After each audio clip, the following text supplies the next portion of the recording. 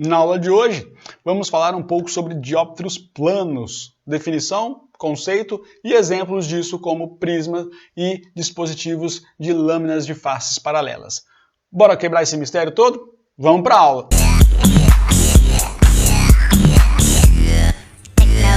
Fala galera, bom dia, boa tarde, boa noite, tudo bem com vocês? Tamo junto aqui, Transcendimento de Pensação. Muito feliz, porque realmente nós estamos aí em transcendimento de pensação, né? Alguns de vocês a gente quase que conversa todo dia, né? Eu acho ótimo isso, poder falar com vocês, mesmo distante, não tem como a gente dar aquele apoio juntos, sentar na escada, resolver uma questão, sentar no chão, a gente não está podendo fazer isso, mas posso fazer isso virtualmente com vocês, então a gente manda dúvida de vocês, manda as mensagens de vocês. Não use... Uma coisa que você tem que prestar muita atenção, cara. Não existe dúvida boba, não existe dúvida besta, não existe pergunta burra, desculpa usar esse termo, mas gente, não existe isso. A sua dúvida, ela é uma dúvida pertinente a você, então eu tenho que responder a você com todo respeito, tudo bem? Então, vamos conversar melhor sobre essas questões da aula de hoje também, tá? Eu vou explicar para vocês um pouco da teoria de dióptro plano, depois a gente vai fazer as questões, Teoria, página 335, questões, página 337. Estamos no módulo 11. Vamos conversar um pouco sobre dióptro plano, conceito, e depois eu vou dar para vocês alguns exemplos, se é que eu já não dei para vocês. Vamos falar um pouco mais sobre dióptro plano e tudo que a gente já viu sobre esse nosso amigo, né? Mais recentemente ele virou nosso amigo. Mas, gente, o que você tem que perceber sobre dióptro plano? Vamos direto para a definição? Falando sobre a definição, eu explico para vocês um pouco melhor o que é dióptro plano, tá? E aí, qual que é a definição de dióptro plano? É um sistema formado por dois meios homogêneos e transparentes, e ainda eles têm que ser separados por uma superfície plana. O que foi? Você tá me olhando estranho porque você já viu isso em algum lugar? Tudo que a gente viu até agora sobre refração era um sistema que a gente chama de um sistema de dióptro plano, tá? Então, tudo que a gente viu, todas aquelas imagens diferentes passando de um meio para um outro, aquilo era um sistema óptico que a gente chama de dióptro plano, entendeu? Tá, mas e qual que é a novidade? Vamos então ver quais são as novidades e o que a gente vai falar sobre diferente, né? O que a gente vai falar de diferente sobre esses dióptro planos. Algumas dessas situações já apareceram para nós já vimos, mas ainda não havíamos feito exercícios detalhados sobre isso. Então eu vou mostrar para vocês quem são esses caras diferentes, se é que eles já não apareceram para a gente, como eu acho que já apareceu, tá? Então vamos começar por essa imagem aqui. Olha essa imagem. Tem aí para nós tudo que é diferente de dióptro plano. Sim, diferente em relação a ter um meio em cima, um meio embaixo, uma superfície de separação, né? Aqui, o que é importante você perceber? Olha só, isso aqui é o que a gente vai chamar daqui a pouco de prisma, e esse cara aqui é o que a gente chama de dispositivo de lâminas de faces paralelas. Então isso aqui é uma lâmina paralela a essa outra lâmina, tá? Então é isso que a gente chama de lâmina de face paralela. Perceba que a luz chega aqui, ela sofre um desvio, vem aqui para baixo, depois ela continua para cá.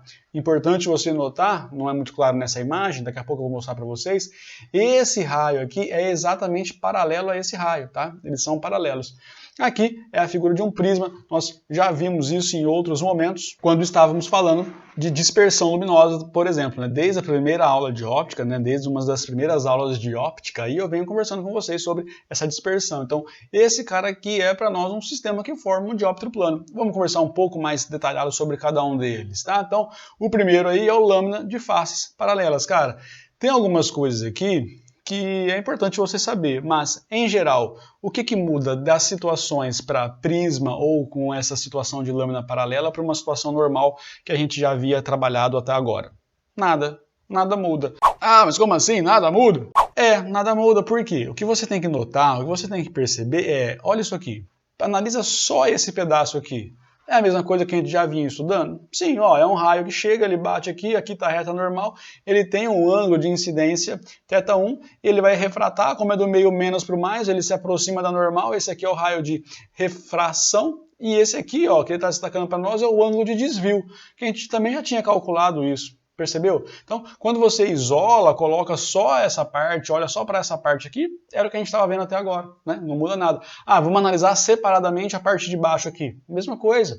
Tudo, raio incidente, raio refratado, o ângulo de refração tem que ser maior porque ele está se afastando da normal, porque é do mais para o menos, em cima é mais refringente, embaixo é menos refringente, então ele vai se afastar. Cara, é um pouco do mais do mesmo. Só que aí tem algumas coisas importantes para você notar, né? Então assim, esse cara aqui, essa distância dessa reta do ponto A até o ponto de incidência aqui é o que a gente chama de desvio, né? Porque todo dióptero plano, principalmente um de lâminas de faces paralelas, ele vai provocar um desvio, né? A luz vinha numa direção e ela sai em outra direção quando ela atravessa por ele. O que isso quer dizer? Que houve um desvio, né? Qual que é o desvio? É isso que eu estou falando para vocês. Então, como é que a gente resolve, como é que a gente trabalha com isso? Cara, com relações trigonométricas, seno, cosseno e tangente. Não tem como a gente fugir, vocês viram isso nas últimas aulas, a gente é escravo disso, né, cara? Pô, tudo que a gente faz tem ângulo, então não tem como fugir de seno, cosseno e tangente, percebeu? Além de outras relações que existem por aí também que dá para resolver.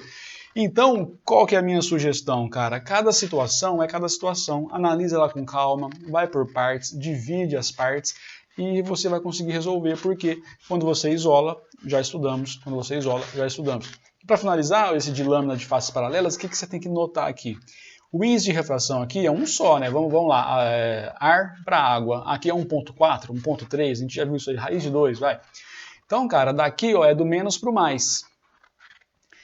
Vai aproximar da normal. Então, esse ângulo aqui ó, de refração vai ser o mesmo ângulo aqui, que é o ângulo de incidência, né? Já vimos isso porque aqui você tem retas paralelas cortadas por uma transversal.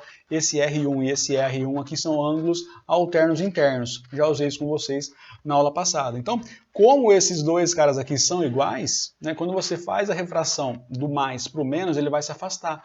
E esse ângulo I2 aqui, obrigatoriamente tem que ser igual ao ângulo I1, se os meios forem os mesmos, é claro, né? Se aqui for ar, e aqui for água, e aqui for ar, esse ângulo I2 e esse ângulo I2 tem que ser os mesmos, tá? É até legal você fazer isso, fazer as contas, provar e perceber que é o mesmo, mas, cara, já fiz essas contas, pode confiar em mim.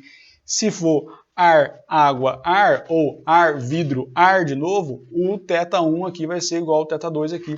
O ângulo de incidência aqui vai ser igual ao ângulo de refração lá embaixo, entendeu? Isso é importante você saber, porque em algumas situações isso pode nos ajudar, beleza? Bom, e aí, o que muda para os nossos outros exemplos, né? Quando a gente tem um prisma, quando a gente tem um triângulo, e quando a gente tem um outro triângulo assim também, às vezes acontecem em formatos parecidos com um diamante, né? Então você tem um esqueminha de diamante, parece isso aí também, mas cara, o que muda? Nada. O que você tem que analisar? Existe uma refração acontecendo aqui, existe outra refração acontecendo aqui, cada uma delas se analisa separadamente. Aqui, a mesma coisa, uma refração aqui, analisa o que está acontecendo, sempre, né, gente? Passa normal aqui, o que aconteceu, afastou, aproximou, aquela coisa de sempre. Vocês já estão cansados disso. Aqui a mesma coisa, analisa a refração, passa normal, analisa, passa normal. O que eu quero deixar de mensagem para vocês nessa aula?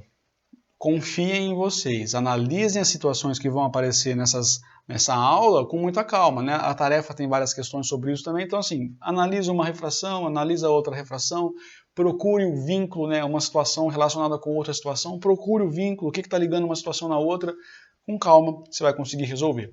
Falando nisso, bora resolver algumas questões aí juntos. Estamos lá na página 337, questão número 1. Vamos fazer essa questão juntos? Olha só.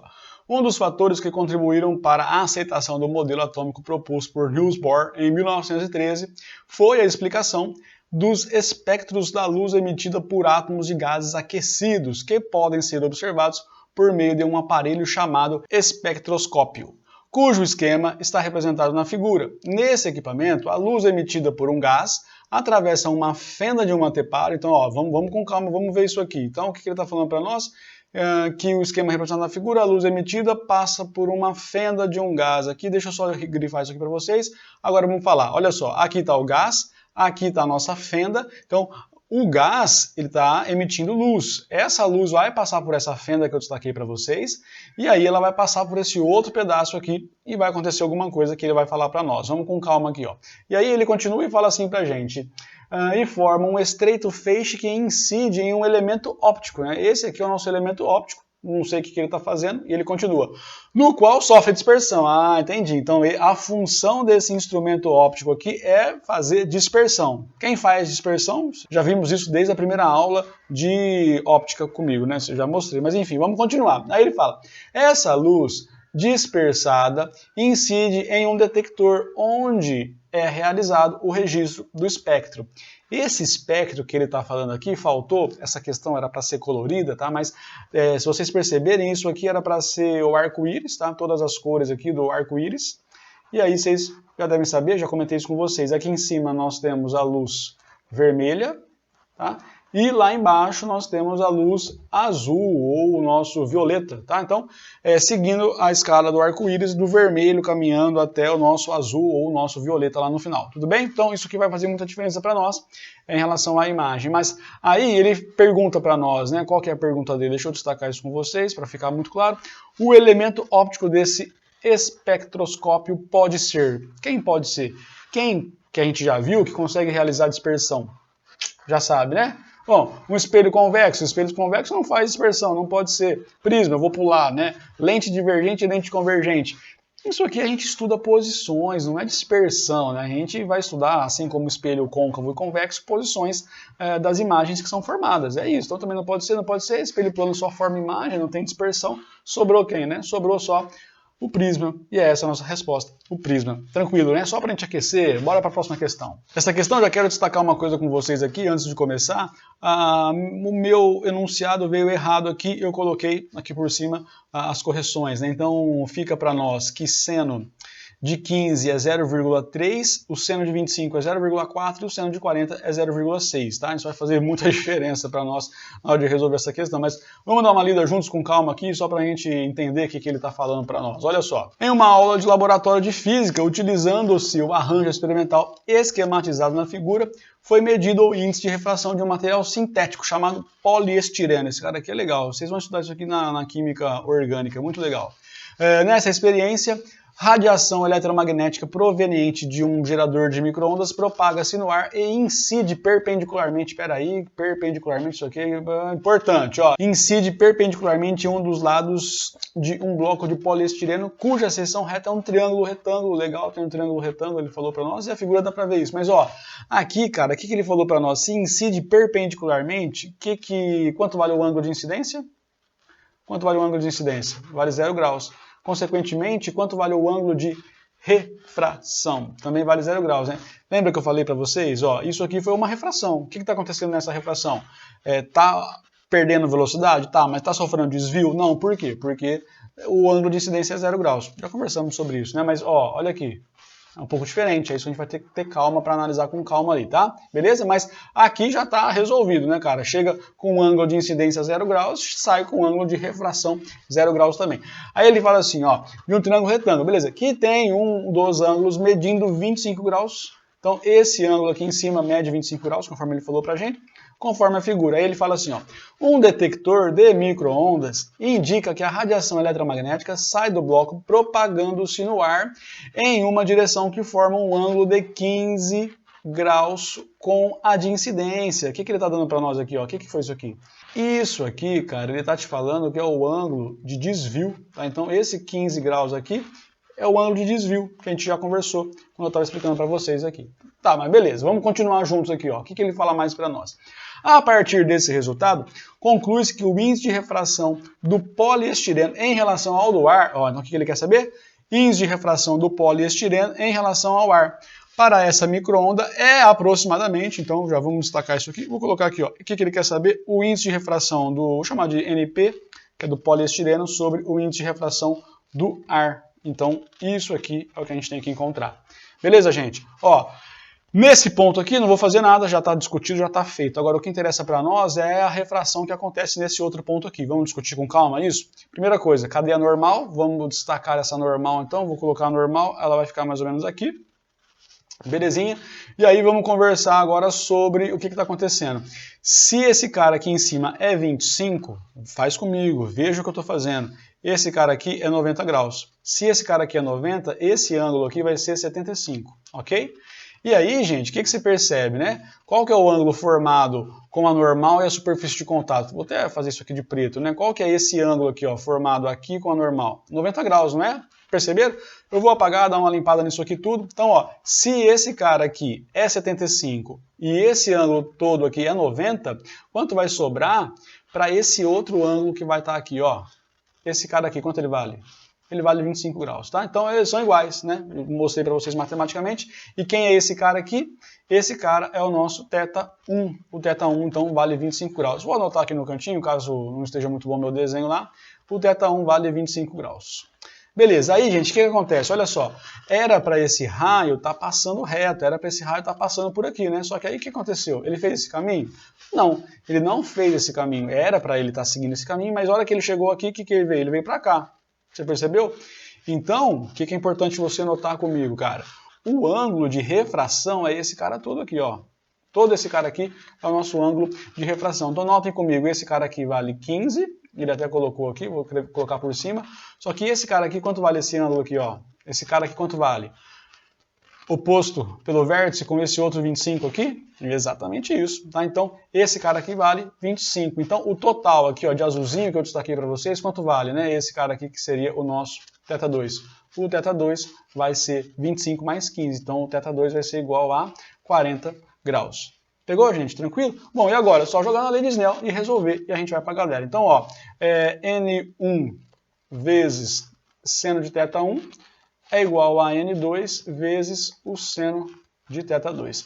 N1 é o ar, não é o ar não, né? Percebam que está indo aqui, ó, do mais para o menos, então esse cara aqui vai ser o NP, percebeu? Que a refração que a gente está analisando, ele está de dentro do prisma, do poliestireno, do vidro, aí, sei lá o que é isso, está dentro do poliestireno indo para fora, então esse cara é do mais para o menos, então é NP vezes, aqui vai ser o seno de 25 graus, isso vai ser igual ao N2, que é o N do ar, vezes o seno de 40 graus aqui. Bom, o que ele quer? NP sobre NA?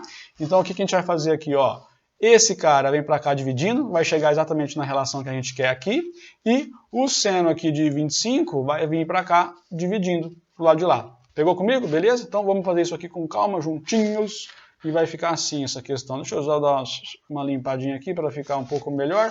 Agora sim. Então, o que a gente tem? Ó, NP sobre NR vai ser igual a seno de 40, vou devagar aqui, daqui a pouco a gente substitui os valores, tá? Seno de 40 dividido por seno de 25. Aqui já vai, seno de 40 é 0,6, está lá no enunciado. Aqui, seno de 25, ele falou para nós que é 0,4, então 0,4. Aí eu vou para a galera também, né? Ó, cancela 0 com 0, tchau, divide isso aqui por 2, dá 3, divide isso aqui por 2 também dá 2, 3 por 2, 1,5, acabou. Então achamos aqui que o NP sobre o NR vai ser igual a 1,5, não tem unidade de medida, já conversamos sobre isso, mas ficamos com a alternativa B. Pegou, gente? Entendeu?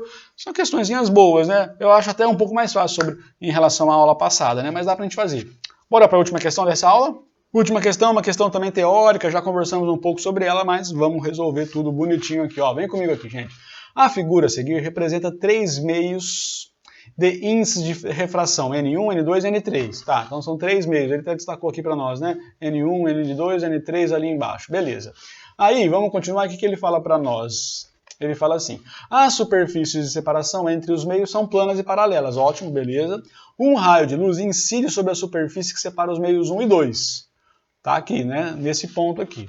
Aí ele continua para a gente falar, ó, o ângulo de incidência é alfa. Aqui tá erradinho, mas é alfa. Você já viu pela figura aqui que é um alfa, né? Aí ele continua e fala assim, ó, ao atingir o meio 3, o feixe de luz é refratado com o mesmo ângulo alfa. Opa, já conversamos sobre isso, você já deve estar ligado, né? Acabei de falar disso, né? Então podemos afirmar que, gente, primeira coisa então, ó, se esse alfa aqui é igual a esse alfa, o que você sabe sobre o N1 e o N3?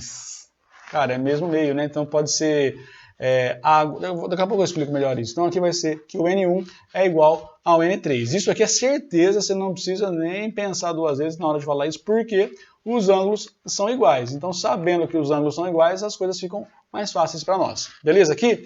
Agora, cara, pensa comigo aqui, vamos analisar isso aqui com muita calma. Olha só, o que está acontecendo? Então o raio vinha nessa direção, se não tivesse acontecido a refração, ele não ia sofrer nenhum desvio, mas esse seria o caminho que ele seguiria. E o que aconteceu agora? Você tem que me dizer, ele aproximou ou ele afastou da normal? Ele afastou da normal?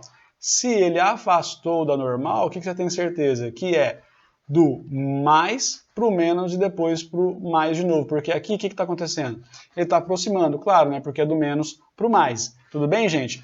E aí, se é do menos para o mais, né? Se aqui é mais, aqui é menos, quer dizer que o índice de refração aqui em cima é maior e o índice de refração aqui embaixo é menor. Então o que você percebe? Né? Que o nosso querido N1 aí é maior que o nosso N2. Consequentemente, qual que é a resposta? Né? Pelo que eu vi ali, alternativa D. E aí ele fala para nós que N3 é igual a N1 e que é maior que N2. Essa é a nossa resposta, alternativa D. Entenderam, gente? Tranquilo aí? Belezinha? Espero que vocês tenham gostado dessa aula. É uma aula que vai sedimentar, construir, né, tudo que a gente já havia conversado até então. Espero que vocês tenham gostado. Até a próxima aula. Mandem mensagem para mim. Tamo junto. Transmimento de Pensação. Tchau, tchau.